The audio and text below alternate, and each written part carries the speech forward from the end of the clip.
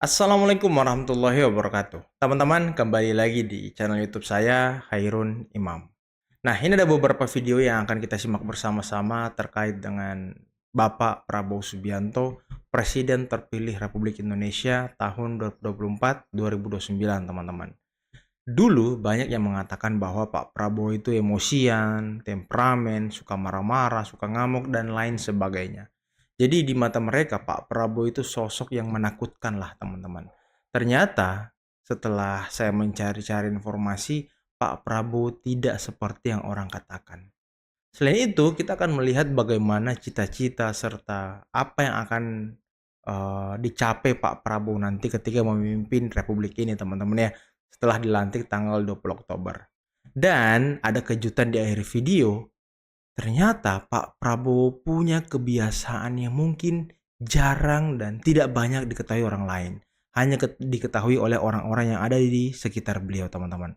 Tapi sebelum kita masuk ke videonya, jangan lupa like, subscribe, dan share. Dan tanpa perlu berlama-lama lagi, mari kita mulai videonya berikut ini.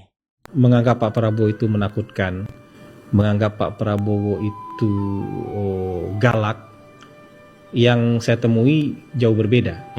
Justru kalau kita ketemu dengan Pak Prabowo itu kita lebih sering terharu mendengarkan cita-citanya untuk Indonesia apa.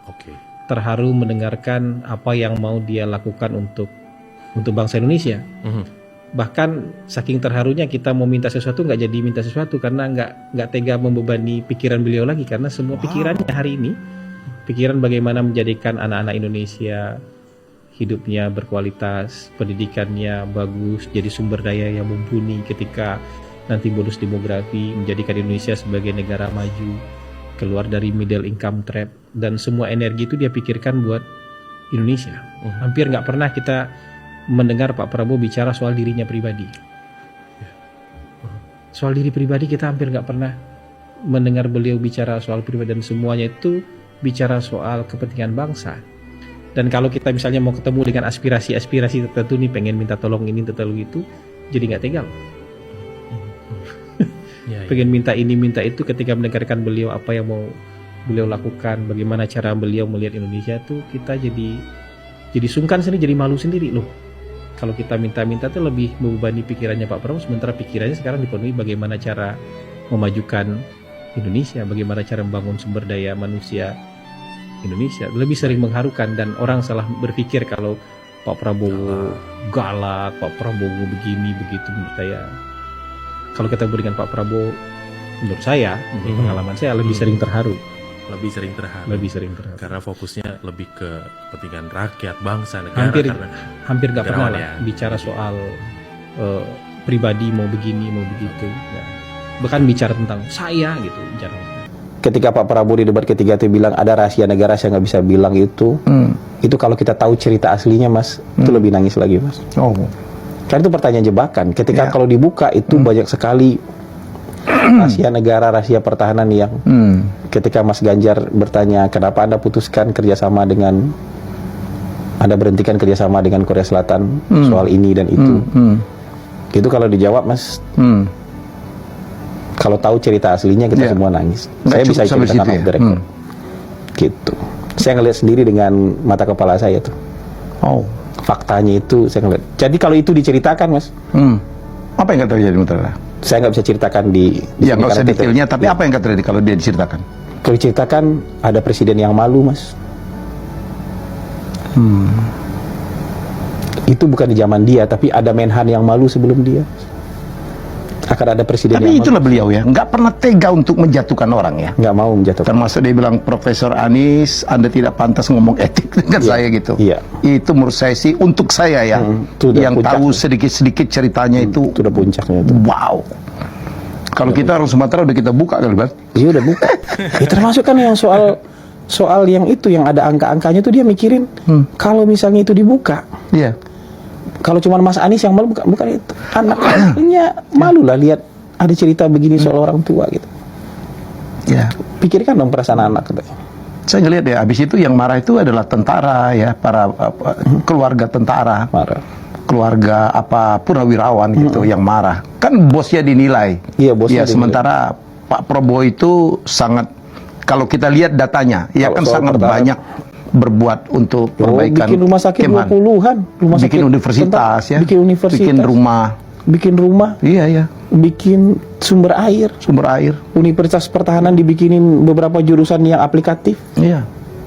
Ada jurusan sumber daya air, ada jurusan kedokteran, apa segala macam. Dan dulu kan kita tahu Pak Prabowo waktu dia berjuang jadi komandan kadang-kadang pakai uang sendiri segala macam kan. Iya, Itulah seorang Prabowo. itu komandan. Komandan kayak gitu. Dan ya buat saya dia care sama keadaan kita tuh, dia care. Ya. Dia care. Dia keadaan saya juga dia nanya. Gitu. Oh, se-care ini dia. Oh, padahal kan nggak dekat-dekat amat gitu. Kita kan nggak mungkin ring 1 ini, Mas. Kita ini ring 12 lah ini. Iya. Kalau dalam percaturan ini ring 12 aja udah syukur kita. Tapi dia tanya soal keadaan, soal kondisi, soal apa segala macam, dia tanya. Buat saya care sekali. Berbeda ya persepsinya ya. Jadi, oh, kenapa saya nggak ada bayangan kayak gini sebelumnya tuh nggak ada. Iya. Terus ketika saya tanya sama orang-orang yang memang di sekitar dia, Bapak dari dulu begitu katanya. Memang begitu katanya. Yang disekolahin nggak boleh diceritain, Mas. Disekolahin orang ya. Iya, yang disekolahin itu nggak boleh diceritain sama sekali. Yang dibantu hidupnya nggak boleh diceritain, nggak boleh diekspos sebagai sebuah pencitraan politik, nggak boleh, Mas. Kenapa? Ya orangnya nanti malu katanya. Wow. Orang yang dibantu tuh nanti malu. Orang ternyata lu disekolahin, ternyata lu hidup lu dibantu, malu, nggak boleh diceritain. Terus saya bilang, lah terus kita mau ceritain apa? Wow. Wah, ini saya nggak tahu ya. Prabowo ini hatinya terbuat dari apa, guys? Nggak mau menjatuhkan orang, nggak mau membuka rahasia sehingga ada yang malu, tidak mau kebaikannya diceritakan kepada orang lain sebagai bahan kampanye dan lain sebagainya. Wow. Tapi buat dia itu nggak boleh diceritain. Udahlah, itu nggak boleh diceritain. Yang kebaikan-kebaikan tuh nggak boleh diceritain. Dan dia terima tuh hujatan, hinaan ya. Dia terima Yang aja. kadang-kadang menurut saya keterlaluan lah. Keterlaluan, fitnah lah. Itu keterlaluan. Maksud saya kalau kritik dalam kompetisi itu wajar lah. Wajar. Kemudian orang dicari juga kelemahannya, wajar lah. Tapi kalau udah jatuhnya fitnah, tuduhan, sakwa sangka, disebut bapaknya pemberontak, anaknya juga pasti pengkhianat, pernah kabur. Ya, Saya tuh yang paling sebel tuh yang netizen sebelah sana ngomong dia Om Ulik ya. Om Ulik, tuh Opa Culik gitu. Opa Culik. Ya, segala macam. Pak Prabowo comply dengan demokrasi udah 20 tahun. Ada nggak satu orang yang pernah dituntut oleh Pak Prabowo karena menjelek-jelekan dia? Misalnya saya dulu nih menjelek-jelekan Prabowo, ada nggak saya dituntut? Nggak ada Lapor polisi nggak ada, Mas. Atau Mas Helmi pernah mungkin mengkritik, pernah nggak dilaporin? Jelek-jelekin. Misalnya ya, menyudutkan, pernah nggak dilaporin? Nggak ada kan yang dilaporin. Pak Prabowo, Pak Luhut itu orang yang setia kawan, loyal. Kita lihat To each other. enggak, bahkan dengan semua yang ada di timnya, semua. Kita lihat orang yang bersama Pak Prabowo itu kan orang yang bersama-sama dalam keadaan Pak Prabowo susah. Pada saat Pak Prabowo diberhentikan, bahkan mereka loyal. Itu kan artinya apa? Karena ngelihat Pak Prabowo juga orang yang loyal.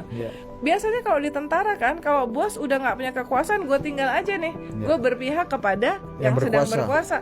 Tapi kan orang-orang secara Prabowo pada saat itu yang kata tim mawar lah, apa segala macam, Diopeni ya. stay, Masuk Gerindra semua kan? ya stay. Dan dikasih quote unquote ya. Termasuk aktivis-aktivis 98 itu, almarhum Desmond ya. Sebagian juga diberikan kail bisnis, Mbak. Jadi itu kan artinya orang-orang ini loyal karena menganggap Pak Prabowo adalah orang yang juga loyal sama mereka. Pak Luhut juga sama loh. Kalau di buku ini saya rasa 80% kata yang muncul itu adalah luasnya pergaulan. Gak mungkin orang tuh luas pergaulan kalau nggak dianggap sebagai teman yang loyal.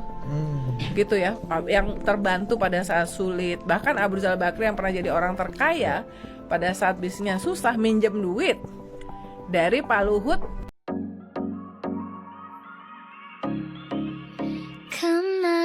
Pak Prabowo memberikan bantuan 400 paket seragam anak-anak korban kebakaran di Keluar Manggarai, Jaksel. Karena baru Pak Prabowo yang memberikan bantuan. Gerakan Yayasan Solidaritas Nasional punyanya Pak Prabowo ini membawa 51 karung, paket seragam, alat untuk anak-anak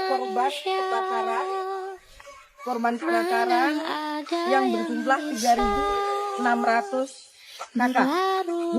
Nah, teman-teman, ini sebuah fakta yang menarik ya, yang mungkin perlu kalian ketahui. Walaupun Pak Prabowo tidak ingin diceritakan kebaikannya, tapi ya mungkin kita harus buka sedikit ya.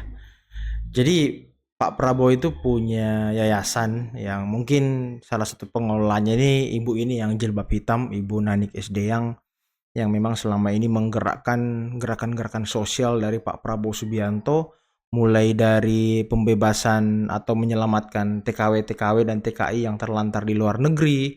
Yang terbaru kan setelah debat capres, setelah pemilihan presiden H+1 kalau nggak salah, setelah pemilihan presiden, Ibu Nanik SD yang ini diperintahkan oleh Pak Prabowo untuk menyelamatkan salah satu TKW yang ada di Malaysia yang sudah terlantar beberapa tahun kalau nggak salah, teman-teman ya.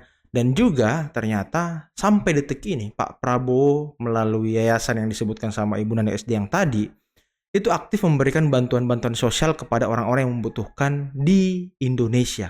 Entah itu di Jawa, entah itu di Jakarta. Yang jelas aktiflah memberikan bantuan sosial ke pedagang, ke tukang beca dan segala macam.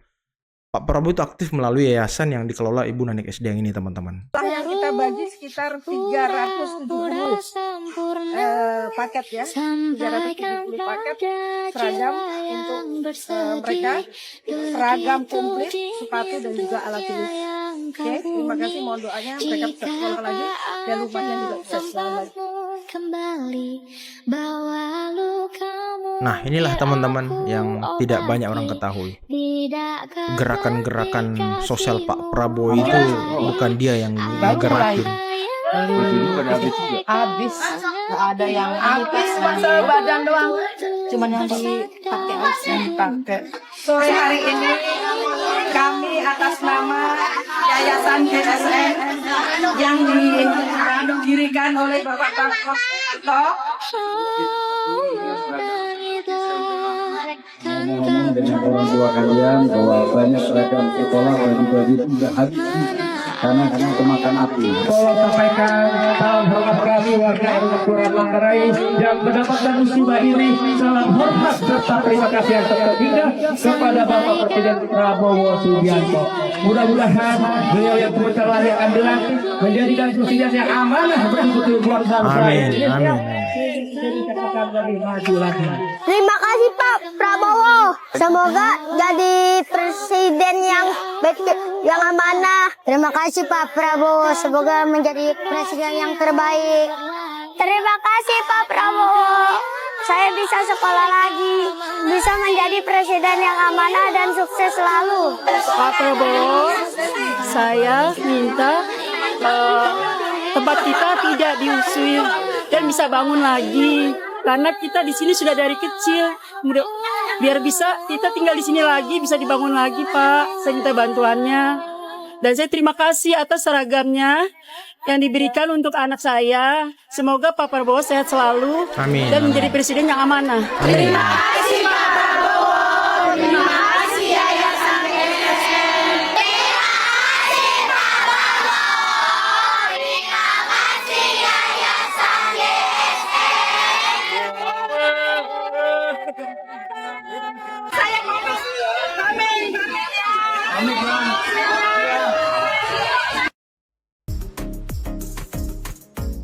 Wow, this is Prabowo apa itu?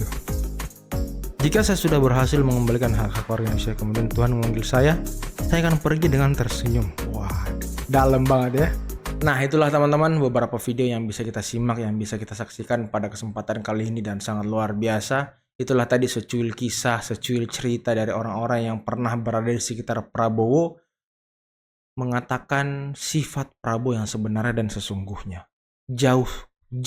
Sangat jauh dari apa yang dipersepsikan orang dahulu bahwa Prabowo temperamen, Prabowo itu suka marah-marah, Prabowo pemarah, Prabowo suka ngamuk-ngamuk dan segala macam. Mungkin ya Prabowo itu suka marah, dan memang Prabowo itu ketika berbicara tentang negara dan kebangsaan, beliau itu berapi-api gitu. Jadi mungkin orang melihatnya bahwa Prabowo itu emosian dan temperamen. Padahal Prabowo hanya meluapkan isi hatinya untuk bangsa ini, untuk negara ini, teman-teman. Prabowo ingin negara ini maju, rakyat sejahtera, tidak boleh ada lagi rakyat yang lapar. Itulah yang diharapkan oleh Bapak Prabowo Subianto, teman-teman. Dan buat kalian yang selalu sampai detik ini masih mempersepsikan Prabowo itu emosian, ayolah, move on, teman-teman. Dan Pak Prabowo tidak pernah melaporkan orang-orang yang selama ini memfitnah, mencaci maki, dan mengata-ngatai dirinya, teman-teman. Inilah Prabowo Subianto, orang yang komplain terhadap demokrasi selama 20 tahun, kalau kata Hasan Nasbi tadi. Oke teman-teman, mungkin cukup sekian dulu video kali ini. Jangan lupa like, subscribe, dan share videonya. Akhir kata, billahi taufiq wal hidayah. Wassalamualaikum warahmatullahi wabarakatuh. Bye-bye.